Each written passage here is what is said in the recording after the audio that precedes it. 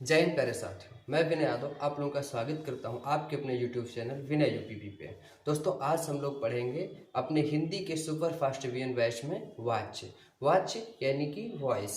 दोस्तों आप लोग इंग्लिश में इसे डायरेक्ट और इनडायरेक्ट टेंस के रूप में पढ़े होंगे, डायरेक्ट और इनडायरेक्ट वाक्य के रूप में पढ़े होंगे, और यहाँ पे हम लोग पढ़ेंगे इसे वाच्य के रूप में। देखिए ये हमारे लिए इंपॉर्टेंट सबसे ज़्यादा इसलिए होता है क्योंकि यहाँ पर हमको ये जो आपके सामने लिखा हुआ कृतवाच्य, कर्मवाच्य और भाववाच्य, इम्पॉर्टेंट सबसे ज़्यादा यही है और यही आपसे क्वेश्चंस पूछे जाते हैं एग्जाम में। एक दो क्वेश्चन हर रिसेंट एग्जाम में आ जाते हैं। तो दोस्तों क्यों ना हम इस चैप्टर को एक पेज में ही ख़त्म कर लेते हैं आराम से, और यहाँ से आपके जो 2-4 नंबर आने वाले होते हैं वो यहाँ से क्लियर हो जाएंगे। तो दोस्तों चलिए सबसे पहले शुरुआत करते हैं हम लोग वाच्य से, क्योंकि देखिए चैप्टर का नाम अगर वाच्य है तो हमको वाच्य के बारे में भी पता होना बहुत ज़रूरी है। तो देखिए वाच्य वाच्य क्या होता है। वाच्य देखिए बेसिकली क्रिया का रूपांतरण है वाक्य में।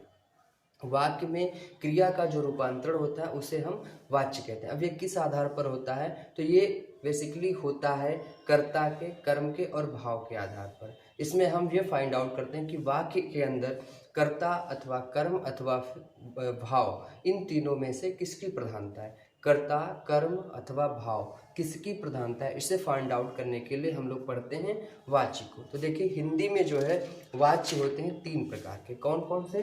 सबसे पहले कृतवाच्य, दूसरा कर्मवाच्य और तीसरा जो है वह होता है भाववाच्य। तो चलिए इनके आधार पर हम एग्जाम्पल्स के साथ पढ़ते हैं डिटेल में इस चैप्टर को। तो देखिए जैसा कि आप सभी लोगों ने देखा कि हमने आपको बताई वाच्य की डिफिनीशन, वाच्य की परिभाषा बताई। अब कुछ एग्जाम्पल देखते हैं। जैसे लिखा है राम ने खाना खाया, पुस्तक पढ़ी गई और मुझसे चला नहीं जाता। राम ने खाना खाया, पुस्तक पढ़ी गई और मुझसे चला नहीं जाता। ये 3 एग्जाम्पल्स या 3 सेंटेंस या 3 वाक्य आपके सामने लिखे हैं। अब अगर इसमें आपसे पहचाना जाए या फाइंड आउट करने को बोला जाए कि इसमें कृतवाच्य कौन सा है, कर्मवाच्य कौन सा है और भाववाच्य कौन सा है, तो आप कैसे पहचानेंगे? चलिए हम बताते हैं। जैसे क्या लिखा है कि राम ने खाना खाया, तो क्रिया काहे की हुई? खाने की हुई, मतलब ईटिंग की क्रिया। तो ईटिंग की क्रिया किसके द्वारा की गई? सीधे सीधे किसके द्वारा? राम के द्वारा की गई। अगर यहाँ पे राम नहीं होता तो फिर कैसे होती? पता ही नहीं चलता ना। कौन खाना खाता? नहीं पता चलता ना। तो यहाँ पे जो वाक्य में प्रधानता है वह है कर्ता की, और जब वाक्य में कर्ता की प्रधानता होती है तो उस वाक्य को हम क्या कहते हैं? उस वाक्य को हम कहते हैं कर्तवाच्य। क्या? कर्तवाच्य कहते हैं। ऐसे वाक्य जिसमें क्रिया पर ऐसे वाक्य जिसमें क्रिया पर कर्ता की प्रधानता रहती है उन्हें हम कृत्यवाच्य कहते हैं। जैसे कि पहला वाक्य हमारे सामने लिखा है राम ने खाना खाया, तो जो खाना खाने की क्रिया है उस पर सीधा सीधा जो प्रधानता है या प्रभाव है वह राम का दिख रहा है। और राम कौन है? आप सभी लोगों ने कारक वाले चैप्टर में पढ़ा है कि राम हमेशा कर्ता होता है। जब राम कर्ता है तो इस पे प्रधानता कर्ता की है, इसलिए इस वाक्य को हम क्या कहेंगे? कर्तवाच्य कहेंगे। अब कुछ और एग्जांपल, जैसे मैं स्कूल गया, तो यहाँ पे क्रिया काहे की हुई? स्कूल जाने की क्रिया हुई। काहे की? जाने की क्रिया हुई। एक स्थान से दूसरे स्थान पर जाने की क्रिया हुई, और किसके द्वारा की गई? मेरे द्वारा की गई। तो यहाँ पे क्या हो जाएगा? कौन सा वाच्य होगा? ये हो जाएगा कृत्यवाच्य, क्योंकि यहाँ पे प्रधानता हमारी है। अगर हम नहीं जाते स्कूल तो फिर कौन जाता है स्कूल? हम नहीं जाते तो कोई नहीं जाता ना। तो ये हो गई यहाँ पे प्रधानता। ठीक है, अगला वाच्य अगर है कि सीता गीत गाती, सीता गाती है, तो यहाँ पे क्रिया काहे की हो रही? यहाँ पे क्रिया हो रही गाने की, सिंगिंग की क्रिया हो रही, और कौन कर रहा है? सीता कर रही। अगर यहाँ से सीता हटा दें, यहाँ पे सिर्फ लिखा जाए कि गाती है, तो क्या गाती, कौन गाती, कैसे गाती, कुछ पता नहीं चलेगा। तो इसलिए यहाँ पे जो प्रधानता है सीता की, अगर सीता नहीं रहेगी तो इस वाक्य का अस्तित्व खत्म हो जाएगा। तो अगर यहाँ पे सीता के थ्रू ही इस वाक्य का अस्तित्व है तो यहाँ पे प्रधानता सीता की है, और सीता क्या है? सीता करता है, सीता करता है, तो यह वाक्य हमारा क्या हो जाएगा? कर्तवाच्य हो जाएगा। तो कुछ एग्जाम्पल्स के आधार पर दोस्तों हमने देखा कि ऐसे वाक्य जहाँ पर कर्ता की प्रधानता होती है उन्हें हम कहते हैं कर्तवाच्य। अगर अब हमारे सामने आ जाए दूसरा, जैसे कि यहाँ पे मैंने एक क्वेश्चन एग्जाम्पल और देखा, जैसे कि पुस्तक पढ़ी गई, तो यहाँ पे काम काहे का हुआ? पढ़ने का काम हुआ, लेकिन किसके द्वारा हुआ हमें नहीं पता। तो यहाँ पे एक शब्द दिया है। क्या शब्द दिया है? पुस्तक। पुस्तक। अब पुस्तक कर्ता तो नहीं है, लेकिन कर्ता वह होता है जो करता है, जो काम को करता है वह कर्ता होता है। किस काम को करता है? वह होता है कर्म। जैसे हम आपको पढ़ा रहे हैं, तो जो पढ़ा रहे हैं ये मैं जो हूँ करता हूँ, आप कर्म हैं, और जो पढ़ाने की क्रिया है यह फिर क्रिया है। ठीक है, जैसे तो यहाँ पे क्या है, पुस्तक पढ़ी गई, तो जो क्रिया हुई वह पढ़ने की हुई। क्या पढ़ने की हुई? पुस्तक पढ़ने की हुई। तो यहाँ पे क्या प्रधान है? यहाँ पे प्रधानता जो है वह कर्म की है। तो यह वाक्य कौन सा वाक्य हो जाएगा? तो यह हो जाएगा कर्मवाच्य हो जाएगा, कर्मवाच्य, क्योंकि इसमें प्रधानता कर्म की है। तो दोस्तों कर्मवाच्य की डिफिनेशन या कर्मवाच्य की परिभाषा क्या होगी? ऐसे वाच्य या ऐसे वाक्य, ऐसे वाच्य या ऐसे वाक्य जिनमें क्रिया पर कर्म की प्रधानता रहती है, जिनमें क्रिया जो है उसका लिंग वचन और कारक हमेशा कर्म के लिंग वचन और कारक के आधार पर होता है। लिंग वचन कर्म के लिंग वचन और जो पुरुष होते हैं वह कर्म के लिंग वचन और पुरुष के आधार पर होते हैं, उन्हें हम कर्म वाच्य कहते हैं। सीधी सीधी अगर डिफिनीशन लिखनी हो तो आपको बहुत लंबा चौड़ा लिखना पड़ेगा, सीधा आप समझ लीजिए कि ऐसे वाच्य जिनमें कर्म की प्रधानता वह सब कर्मवाच्य हैं। डिफिनीशन लिखनी है तो ऐसे वाच्य जिनकी क्रिया पर, या ऐसे वाच्य जिनकी क्रिया का लिंग वचन और पुरुष, क्रिया का लिंग वचन और पुरुष जो है कर्म के लिंग वचन और पुरुष से प्रभावित होता है, उन्हें हम कर्मवाच्य कहते हैं। ठीक है, जैसे कुछ और एग्जांपल, खाना खाया गया। अब किसके द्वारा खाया गया नहीं पता, लेकिन क्या खाया गया? खाना खाया गया। यानी कि कर्म हमें पता है, क्रिया पता है, लेकिन कर्ता नहीं पता। यानी कि यहाँ पर जो प्रधानता है वह खाने की प्रधानता है। और खाना क्या है? खाना यहाँ पर जो है ईट नहीं, यहाँ पे खाने का मतलब हमारा भोजन से होगा, भोजन से। ठीक है, तो ये जो है फूड मतलब खाना का मतलब फूड या भोजन, और ये जो खाया गया ये हमारी ईटिंग वाली क्रिया है। ठीक है, तो यहाँ पे प्रधानता खाने की है। जैसे लिखा है अगला, लेख लिखा गया। तो लेख मतलब ये लेटर लिखा गया, रिटन राइटिंग की क्रिया हुई, काहे की?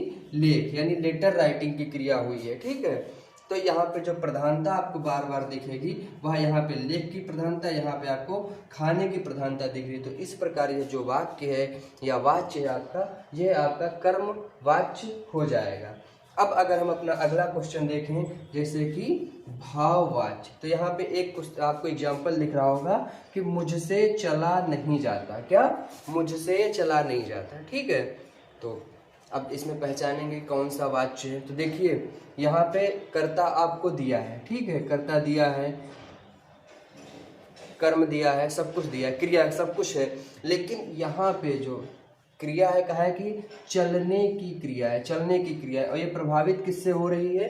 ये एक भाव है। क्या? मुझसे चला नहीं जाता, तो यह एक भाव है। ठीक है, तो जैसे क्रिया का वह रूपांतर जिसमें वाक्य में भाव की प्रधानता है, तो इसमें काहे की प्रधानता है? चलने की प्रधानता है, एक भाव है, तो ये आपका क्या हो जाएगा? भाववाच्य हो जाएगा। जैसे तुमसे चुप नहीं रहा जाता, तुमसे चुप रहा नहीं जाता, मुझसे पढ़ा नहीं जाता, तो यहाँ पे काहे की प्रधानता हो रही?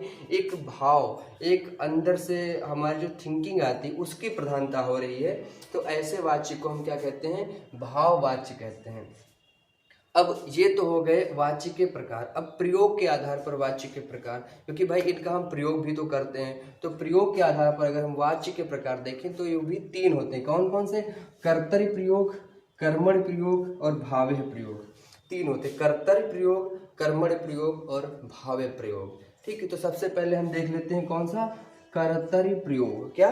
कर्तरी प्रयोग देख लेते हैं। तो जब वाक्य में क्रिया के लिंग वचन और पुरुष, जब वाक्य में क्रिया के लिंग वचन और पुरुष जो होते हैं वह कर्ता के लिंग वचन और पुरुष से प्रभावित होते हैं, या पुरुष के उसके आधार पर होते हैं। कहा कि जैसे ये वाक्य है आपका, इसमें जो क्रिया है, क्रिया का जो लिंग वचन और पुरुष है वह आपके कर्ता के लिंग वचन और पुरुष से प्रभावित होगा या इसके आधार पर होगा, तो इन्हें हम कर्तरी प्रयोग कहते हैं। ऐसे प्रयोग को कर्तर प्रयोग कहते हैं। अगर हम बात करें कर्मण प्रयोग की, तो ऐसे वाक्य जिनमें क्रिया का, गीत क्रिया का, ये गाना, गाना यहाँ पे क्या हो गया, गाने की जो क्रिया है वह आपकी क्रिया हो गई सिंगिंग। तो क्रिया का लिंग वचन और पुरुष, क्रिया का लिंग वचन और पुरुष जो है वह कर्ता कर्म के लिंग वचन और पुरुष के आधार पर होता है या से प्रभावित होता है, उसे हम कर्मण प्रयोग कहते हैं। जैसे कि यहाँ पे देख लीजिए, राधा ने गीत गाया। अब राधा तो स्त्रीलिंग है, क्या, राधा स्त्रीलिंग है, लेकिन जो गाने की क्रिया है यहाँ पे पुल्लिंग हुई। क्यों, गीत के आधार पर, क्योंकि गीत जो है यह पुल्लिंग है। जैसे लिखा है मोहन ने पुस्तक पढ़ी। मोहन क्या है, मोहन तो पुल्लिंग है, लेकिन जो यहाँ पे क्रिया आपकी लिखी है वह आपकी स्त्रीलिंग लिखी है। क्यों, क्योंकि पुस्तक शब्द जो है आपका स्त्रीलिंग है। तो यहाँ पर जो क्रिया है वह किससे प्रभावित हो रही, सीधे सीधे आपके कर्म से प्रभावित हो रही। तो यह कौन सा हो गया, यह आपका कर्मण प्रयोग हो गया। अगर हम बात करें भावे प्रयोग की, तो ऐसे वाक्य जहाँ पर क्रिया जो है वह आपके कर्ता अथवा कर्म के पुरुष, वचन, लिंग आदि से प्रभावित न होकर हमेशा प्रथम पुरुष एक वचन, हमेशा अन्य पुरुष एक वचन और पुल्लिंग होती है। हमेशा एक वचन अन्य पुरुष और पुल्लिंग होती है, वहाँ पर हम भावे प्रयोग कहते हैं। जैसे लड़कों से रोया नहीं जाता, सीता से हंसा नहीं जाता। तो ये जो हंसने की क्रिया है इस पर ना तो कर्म का प्रभाव है, ना तो कर्ता का प्रभाव है। हमेशा ये जो क्रियाएं रहती हैं यह रहती हैं एक वचन, अन्य पुरुष और पुल्लिंग। तो दोस्तों इसी के साथ हमारा जो आज का क्लास है, चैप्टर है, समाप्त होता है। कल हम पढ़ेंगे क्रिया वाले चैप्टर को। तो दोस्तों जय हिंद, नमस्कार। तब तक आप लोग लगातार पढ़ते रहें।